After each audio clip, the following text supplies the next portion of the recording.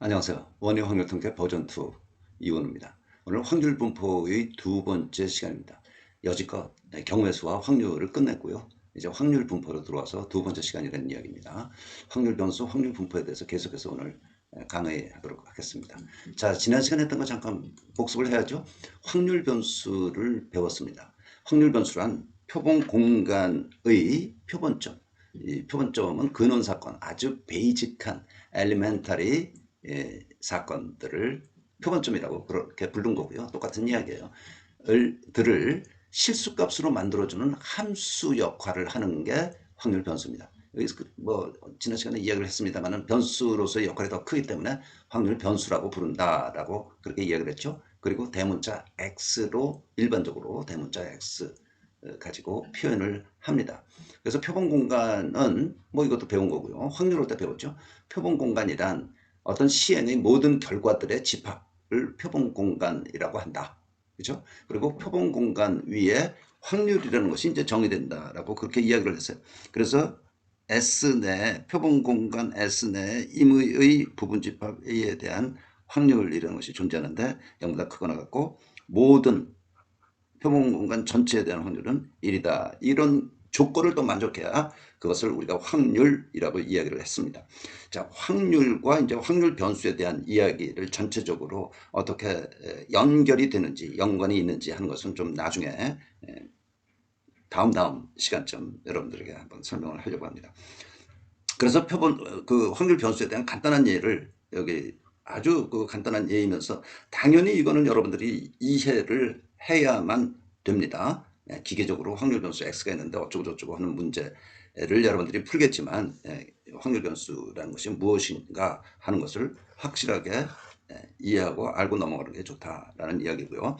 확률 변수는 두 가지가 있어요. 이산형과 연속형으로 나누어지는데 셀 수 있는 값을 가질 때 x가 하나, 둘 카운트할 수 있는 값들만을 가질 때 이산형이라고 하고 그 경우 이산 확률 변수라고 부르고 그 이외의 경우에는 연속 확률 변수라고 한다라고 그래서 예를 뭡니까 한 7개 들었는데 여기에서 이것이 연속형이다. 연속 확률 변수에 해당되는 것들이다. 이게 이제 특히 이슈라면 이슈인데 이걸 x라고 그래. 객관식 맞고 틀리고야 그래서 시험 점수가 나오는데 전체 100개 중에 몇 개 맞췄느냐. x가 갖는 값들이 뭐예요? 예? 0 빵점. 한 개 맞췄어. 두 개 맞췄어. 100개 전부 맞췄어. 100점. 그러면 101개의 셀 수 있는 값을 가질 경우니까 이 x는 이선형이네. 땡. 아닙니다. 시험 문제, 시험을 봤을 때 시험 성적, 점수 이거는 연속형으로 봐야 됩니다. 자, 왜 그럽니까는 이 사실은 객관식, 주관식 뭐 이거는 시험의 유형이죠. 그래서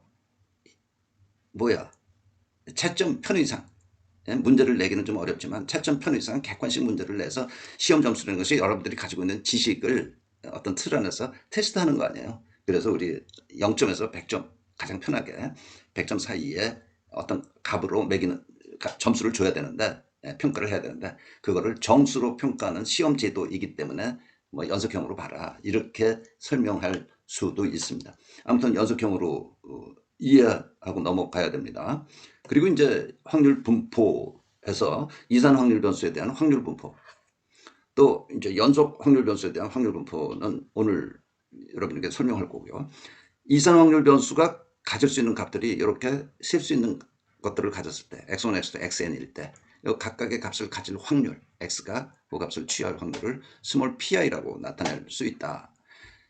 이거 확률 질량함수라고 부른다라는 이야기였고 그러면 요 pi는 0보다 항상 크거나 같다. 모든 i에 대해서. 그렇죠? i, 1, 2, n까지. 그리고 그것들을 전부 다 합하면 1이 돼야 된다. 요것을 만족해야 돼. 조금 아까 표본 공간에서 확률 P라는 것이 존재를 하는데 그것이 두 개씩을 만족하는 거나 똑같은 이야기입니다. 여기서 이제 특별히 저는 P1을 fxi라고 쓰고 P2를 fx2라고 쓰죠. Pn을 fxn이라고 표현해도 뭐 틀린 거 아니다. 같은 거다. 조금 공간을 많이 차지하죠, 여기. 이것보다. 그거 이외에 다른 거는 아무것도 없습니다. 그래서 이산 확률 변수의 분포에 대한 이야기를 했고요. 몇 개 예를 들어서 확률, 질량함수, 확률을 구해 봤습니다. 그죠? 예를 통해서.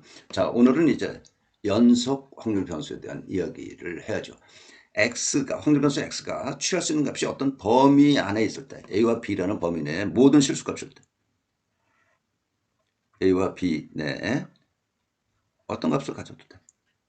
여기서부터 여기까지, 여기서부터 여기까지. 요거, 요런 분포가 되겠구나. 요걸 fx라고 표현한다라는 이야기야. 그리고 이때는 뭐 질량함수하고 달리 밀도함수라고 그렇게 부릅니다. 용어를 뭐 너무 많이 알아두는 거, 이거 뭐 알아둘 필요는 없습니다. 시험을 볼 때 확률 질량함수가 어떻고 밀도함수가 어떻다 뭐 이런 얘기가 나오는데 그거는 뭐 용어를 알아야만 꼭 되는 거는 아니라고 생각이 되고요. 이걸 빼서 그냥 확률 함수 그렇게만 불러도 무방합니다. 다음을 만족해야 된다. fx는 뭐야? fx는 0보다 크거나 같아. 음의 값을 가지면 안 돼. 그리고 요건 뭐야? 적분 부호입니다. 적분하기를 fx dx 하면 1이 돼야 된다. 요 면적이 1이 돼야 된다는 거야. 그렇죠? 그럼 우리 조금 아까 봤던 이산 확률 변수에 대해서 pi가 0보다 크거나 같다. 모든 i에 대해서. 그리고 합하기 pi 전부 다 합하면 1이다 하는 거하고 똑같은 이야기야. 그렇죠? 똑같은 이야기임을 느끼겠죠? 알겠죠? 예. 뭐 헷갈릴 필요도 없고요. 아, 여기서는 연속 확률 변수는 어떤 범위 내에 존재를 하는 거기 때문에 요 더하기는 있을 수가 없고 요 면적이 1이 된다는 이야기구나 하면 됩니다. 예. x가 연속 확률 변수일 경우 어떤 한 값에서의 확률은 0이야. 요 a에서의 값은 0이라고. 예? 예, 요 직선이죠. 직선의 면적 0이야. 직선의 면적은 0입니다. 우리가 눈으로 이렇게 직선을 그리는 거지만 직선은 뭐예요? 직선의 정의가 점들이 무한게 이루어져서 만들어 놓은 게 직선이야. 곡선은 삐뚤어진 거고 직선은 쫙 가는 거고 그래서 점은 위치만 있을 뿐이지 면적이 없어요. 면적이 없다는 건 0이라는 거야. 0. 그래서 직선도 면적이 없다. 그래서 0이라는 이야기예요. 알았죠? 자, 예를 들어 볼까요? 연속 확률 변수의 예. 전철을 기다리는 시간을 x라고 하는 거야. 그런데 그 x는 0에서부터 120까지의 값을 가져. 예? 뭐 0초 기다리고 탈 수 있고 1초 기다리고 탈 수 있고 2초 기다리고 탈 수 있고 말하자면 뭐야? 2.3초 기다리고 탈 수도 있고 그렇죠? 그런데 2분 120초보다 더 오래 기다리지는 않는다라는 게 여기 지금 깔려 있는 거죠. x가 0부터 120까지. 그러니까 0부터 120까지 쫙 그려져 있어. 예? 이걸 말하자면 뭐라고? fx. 여기는 x축이고. 예. 그러면 fx는 뭡니까? fx는 자 조금 생각해 볼까요? fx는 뭘까요? fx는 120분의 1. 120분의 1. 답 적기 전에 벌써 생각을 한 사람은 이런 유형의 공부를 좀 했거나 처음 보는데 생판 처음 보는데 이걸 했으면 대단한 수준입니다. 그렇죠? 예. 왜 120분의 1이야? 면적이 1.0이 돼야 되니까. 응? 120분의 1 곱하기 120 해야 면적이 나오는 거고 그게 1.0이 돼야 된다고 그랬잖아. 그러니까 120분의 1을 쫙 직선으로 그려놓은 게. 그래서 이런 거를 균등분포라고 합니다. 균등하니까. 유니폼하죠. 균등분포라고 합니다. 연속 확률 변수의 다른 예를 몇 개 그려보겠습니다. 어떤 자료들을 보니까 그 분포가 이렇게 됐어요. 예, 여기서부터 여기까지. 뭐 여기 A고 여기 B라고 해도 좋고. 그러면 이 면적이 뭐예요? 이 면적이 1.0이야. 그렇죠? 또 어떤 자료는 그래프로 나타내 보니까 이런 분포로 이루어졌어. 예. 봉우리가 2개짜리죠. 예. 쌍봉 분포라고 불러도 좋은데 뭐 그런 거는 여러분들 신경 쓸 필요 없습니다. 또 어떤 거는 이렇게 돼 있어. 응? 예. 여기 x야. 이 y. fx. fx는 예를 들면 kx. 뭐 0.8x라고 그럴까요? 그런 직선으로 나가는. 이건 뭐야? 여기도 요 면적이 1이 돼야 돼. 여기도 물론 면적이 1.0. 그렇죠? 면적이 1.0. 자, 이런 건 그냥 예시로 한번 그냥 본 거고요. 우리에게 중요한 거는 정규 분포입니다. 정규 분포는 이와 같은 분포를 정규 분포한다고 그래요. 네, 나이스한 좌우 대칭입니다. 이 값을 중심으로 좌우 대칭인 그런 분포. 우리 주변에 많은 자료들이 정규 분포를 실제로 합니다. 시험 성적 정규 분포합니다. 예? 정규 분포예요. 이를테면 뭐 키 정규 분포, 몸무게 정규 분포, 어디서 어디까지 가는데 걸리는 시간 정규 분포, 무지하게 많습니다. 정규 분포는 이 두 개를 준비를 해놨는데 이렇게 좀 풍부하지만 정규 분포도 가능하고 이렇게 좀 뾰족한 정규 분포도 가능해. 응? 네. 요거에 대해서는 자세한 이야기는 이제 정규 분포 배우면서 더 자세한 이야기들은 설명해 나갈 겁니다. 자, 몇 개 예를 한번 볼까요? 예. 연속 확률변수 x가 취하는 값의 범위가 x가 취하는 값의 범위가 0에서부터 4까지 이고 fx는 kx일 때 이 식이 이제 kx라는 거죠. kx일 때 상수 k를 구하라. 그리고 0과 2 사이의 확률을 구하라. 상수 k 어떻게 구해요? 요거야. 여기까지만 존재. 밀병 곱하기 높이 나누기 2가 삼각형의 면적이니까 요 면적이 1이 돼야 되는데 요 높이가 뭐야? 네, 4k야. 그렇죠? 4k. 그러면 k가 얼마냐? 얼마입니까? k는 4 곱하기 4k 곱하기 2분의 1은 1이 돼야 되는 거죠. 4 곱하기 4k 곱하기 2분의 1은 네, 그래서 8k는 1, k는 8분의 1. k가 8분의 1이니까 요 높이가 뭐 얼마라는 거야, 이게? 2. 어? 4. 미안합니다. 2가 아니라 2분의 1. 4분의 4k니까 2분의 1. 요 높이가 2분의 1이야. 그러니까 다시 말하면 4 곱하기 2분의 1, 2 곱하기 2분의 1, 면적이 1.0이 되잖아요. 근데 그 다음에 0부터 2까지의 면적을 구하려는 거니까 뭐 이건 빤하죠. 2분의 1이니까 여기 4분의 1이 되겠네. 그렇죠? 4분의 1이 되니까 4분의 1, 2 곱하기 4분의 1 곱하기 2분의 1. 네, 4분의 1. 저 구하려는 거 0x 이렇게 구하면 되겠습니다. 뭐 연속 확률 변수의 분포 중에서 제일 쉬운 이야기 예를 들어놓은 겁니다. 그렇죠? 뭐이 이상 더 쉬울 수가 아마 없을 것 같아. 그 다음에 연속 확률 변수 x 확률 밀도 함수가 오른쪽 그래프와 같을 때 이렇게 되어 있습니다. 여기 1. 요게 이 그래프가 좀 안 좋네. 여기가 4입니다. 네. 그리고 요게 k야. 1에서 3까지를 구하라. 여기서 3까지의 면적을 구하라. 이 면적 어떻게 되느냐 그 얘기죠. 네. 우선 모르는 거 k가 있으니까 저 k를 구해야 되겠어. 네? k를 구해야 되겠어. 그러면 전체 면적이 1이라는 걸 이용을 하면 이 삼각형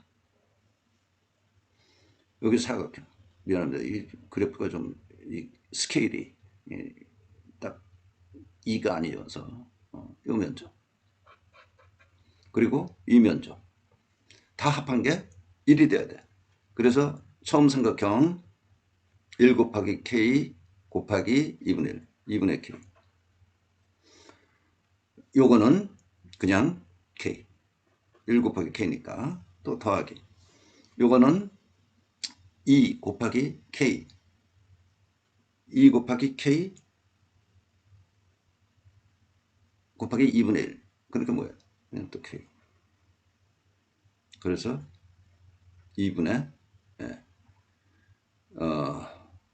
2K, 2K, 4K, 5K는 1이 되므로 K는 5분의 2. 예, K가 5분의 2입니다. 5분의 2야. 그 다음에 요 높이를 구해야죠. 요 높이를. 자, 그러려면 요 직선, 요 직선의 식을 구해야 돼. 예? 요 직선의 식을 구해봅시다. 그러면 요 직선의 식은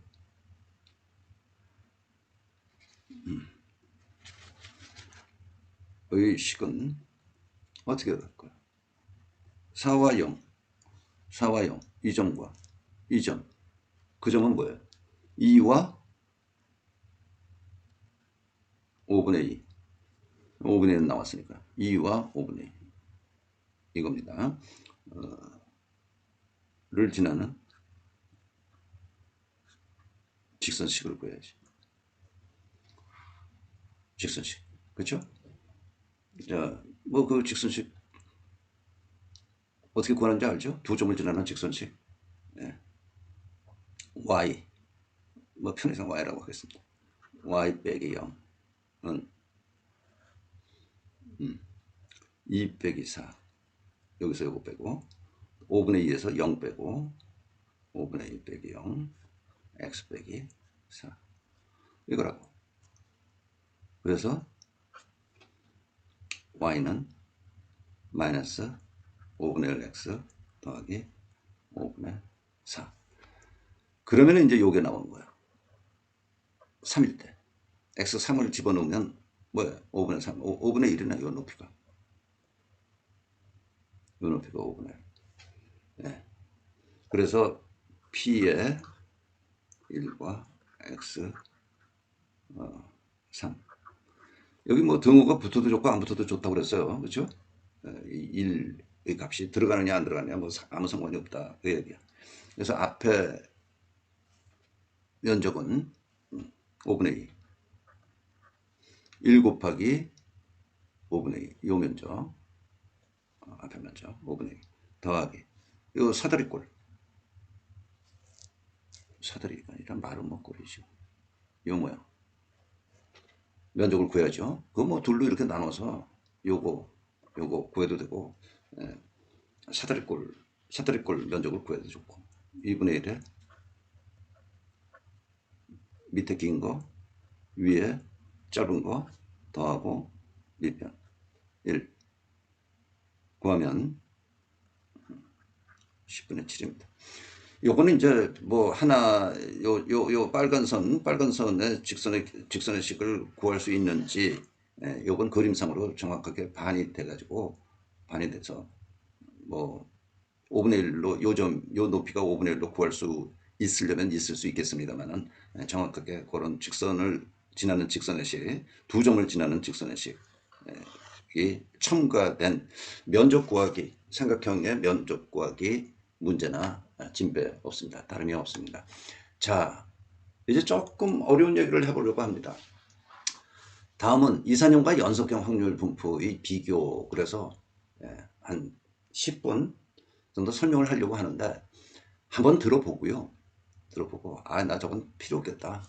직접적으로 어떤 그 수능 이를테면 수능 시험 문제에 나와 있는 거를 보지는 못했습니다만은 사실은 이런 문제를 테스트해야 됩니다.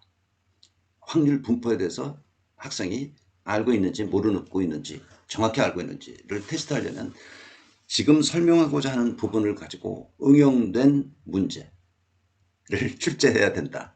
제가 출제자가 아니지만 출제해야 된다라는 생각을 하는데요. 문제를 괜히 어렵게만 이렇게 저렇게 비틀어 가지고 어렵게만 내는데 그런 거를 좀 지양해서 여러분들이 알고 있느냐 모르고 있느냐 응용을 조금 할 수 있느냐 뭐 하느냐 할 수 있는 능력이 있느냐 이런 거를 테스트하려면 이런 문제를 좀 출제해야 된다라고 생각을 합니다. 자, 좀 잡소리고요. 82개의 자료가 있어. 82명에 대한 자료다라고 생각하면 되겠습니다. 22, 22, 20, 27. 그래서 82개가 있어. 30일까지. 예? 그럼 이걸 가지고 이미 여러분들이 저학년에서 공부를 한 겁니다. 뭐를 공부를 했느냐? 도수분포표를 만드는 거. 뭐 이런 거를 공부를 했는데 이제 컴퓨터가 있으면 도수분포표는 컴퓨터가 다 알아서 만들어줘요. 그래서 도수분포표를 만들었고 15.5에서 18.5, 18.5에서 21.5 이게 이제 자료가 정수로 나타난 것이기 때문에 정수와 정수 사이 0.5로 만들어 놓으면 계급을 만들어 놓으면 뭐 다음에 보여주는 히스토그램이 이렇게 붙어 있는 히스토그램을 만들 수 있다는 이야기죠.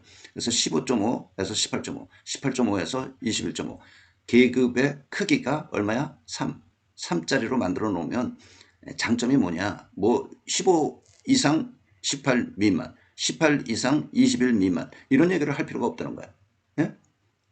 그래서 소수점알의 한 자리 수까지로 계급을 정한 거다.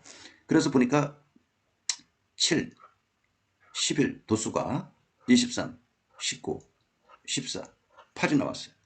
예? 그래서 그래프로 그린 거를 우리가 뭐라고 불러요? 히스토그램, 막대 그래프라고 부릅니다. 7, 11, 23, 19개 이렇게 나왔단 말이에요. 예. 그리고 도수 다각형이라는 그래프도 여러분들이 배웠는데요. 도수 다각형은 어떻게 하느냐? 요 계급의 가운데점, 17이죠. 17, 17에 7명. 그 다음에 가운데점, 20에 11명, 23에 23명. 이렇게 한 점으로 나타내서 선으로 연결시켜 놓은 거를 도수 다각형이라고 부릅니다. 자, 왜 17 가운데다가 하느냐? 이 히스토그램을 보면 이제 원자료에 있는 정보의 일부가 없어지는 거야. 여기 7이라는 것은 7명이 값이 얼마인지를 몰라. 그러니까 평균값 17이야, 가운데가. 17에 7명이 있다는 그런 이야기야. 20에 11명이 있다는 이야기고, 요 계급의 대표값, 그게 이제 평균이죠, 가운데값. 그래서 선을 이어놓은 게 도수 다각형이고, 이 선을 부드럽게 연결하는 게 도수분포도예요. 예? 도수분포도. 부드럽게 연결하는 것이 도수분포도. 여기 이제 또 하나, 이런 게 이제 재미있다면 재미있고, 여러분들이 배웠지만 잊어버렸어도 이제 기억하고 있는지 응용력 같은 거를 테스트하는 건데요. 누적 도수 분포도가 있어. 누적해서 더해. 18.5까지 7명 있죠. 그 다음에 21.5까지 18명, 요거 누적하니까 18명 있죠. 24.5까지 41명, 여기 23명까지 합하니까 41명. 27.5까지 60, 30.5까지는 74, 33.5까지는 100%, 82. 그쵸? 82명. 딱 들어온 요게 누적 도수 분포도야. 예. 요거를 이제 절대 도수가 아니라 상대 도수로 바꿔 놓으면 확률의 개념이 되는 거야. 그렇겠죠? 보세요. 82로 나눠서 7. 0.085. 8.5%지. 11을 82로 나눴어. 0.134. 13.4%. 다 총 도수 82로 나눈 것이 상대 도수가 된다. 상대 도수의 합은 뭐야?